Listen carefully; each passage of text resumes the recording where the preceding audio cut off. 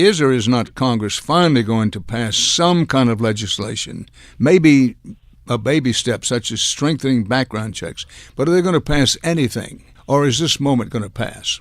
I think that they're going to end up probably passing something, but I wouldn't bet a lot of money on it, and I think it's going to end up being very watered down.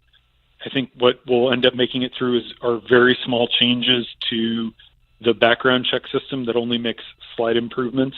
But it seems, based on talking to folks at the White House, that they're backing away from the president saying last week he wanted to raise the age at which you could buy a rifle, an assault-style rifle, from 18 to 21, which is the age you have to be 21 to get a handgun. The NRA has opposed that. The president had lunch with the top leaders of the NRA over the weekend, so he's backing away from some of his bolder proposals from last week. We talked about at the top of our conversation, the White House is sort of punting on arming teachers to the states. So I think there's a very real chance that something very small gets through Congress.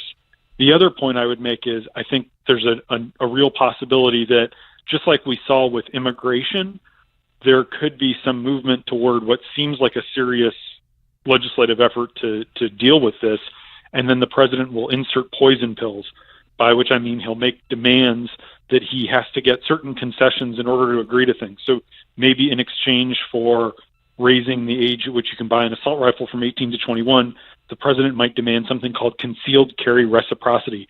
That's the single top priority for the National Rifle Association.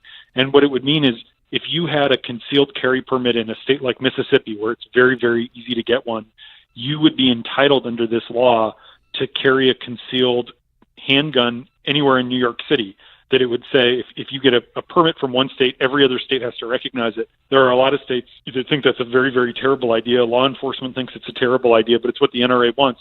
And the thing is, if Trump insisted that that had to be part of any kind of gun control package, and I say that in quotes, Democrats couldn't support it because it would actually scale back gun laws. I could absolutely see something like that playing out on the gun issue.